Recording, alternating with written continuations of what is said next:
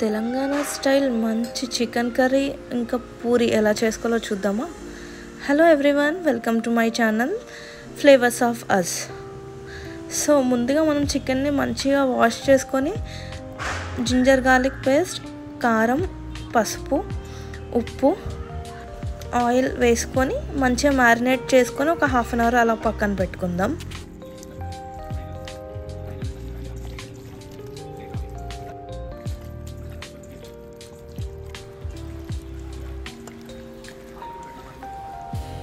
మసాలా కోసం ధనియాలు, దాల్చిన చెక్క, కొబ్బరి, యాలకులు, లవంగాలు, కొన్ని కాజు ఇంకా గసగసాలు వేసుకొని వేయించుకొని మంచిగా గ్రైండ్ చేసి పెట్టుకుందాం.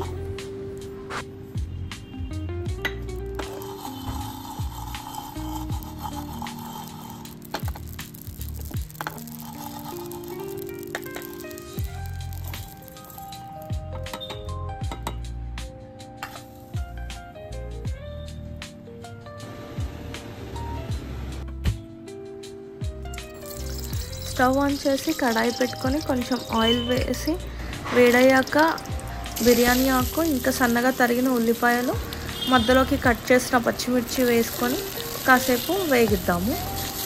తర్వాత కొంచెం కొత్తిమీర, పుదీనా కూడా వేసుకొని వేగించుకుందాము.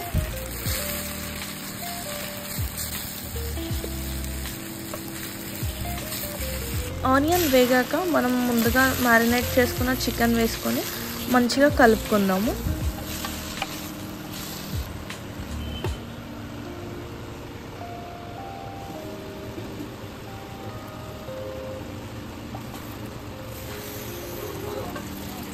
పది నిమిషాలు చికెన్ మగ్గాక 2 మీడియం సైజ్ టమాటాలు కట్ చేసి వేసుకుందాం.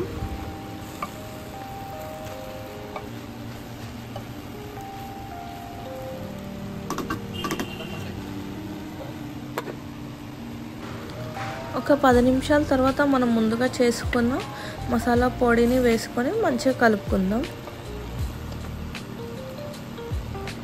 తగినంత వాటర్ పోసుకొని ఒక 15 నిమిషాలు ఉడికించుకుంటే మన Telangana style chicken curry ready అయిపోతుంది. పూరీకి కాంబినేషన్ బాగుంటుంది ఇది. పూరీ కోసం నేను గోధుమ పిండి తీసుకున్నాను. సో అది మంచిగా కలుపుకొని ఒక హాఫ్ అన్ అవర్ పక్కన పెట్టేసి మంచిగా ఆయిల్తో పూరీలు చేసుకుంటే మరీ సన్నగా కాకుండా మరీ లావుగా కాకుండా మీడియంగా చేసుకుంటే మంచిగా పూరీలు పొంగుతాయి కూడా.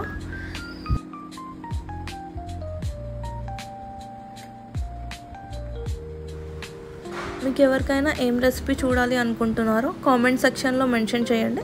తప్పకుండా నేను అది వండి ఎలా చేయాలో చేసి చూపిస్తాను.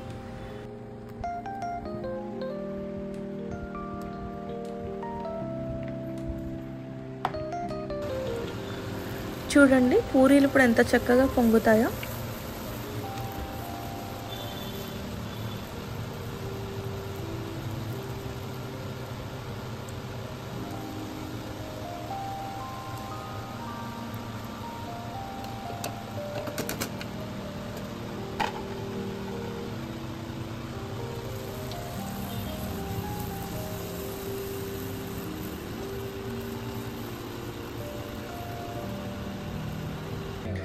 తెలంగాణ స్టైల్ పూరి ఇంకా చికెన్ కర్రీ రెడీ అయిపోయింది. వేడివేడిగా తినండి, చాలా బాగుంటుంది ఇది. తప్పకుండా సబ్స్క్రైబ్ చేయండి, లైక్ చేయండి, షేర్ చేయండి, కామెంట్ కూడా పెట్టండి. Thank you for watching.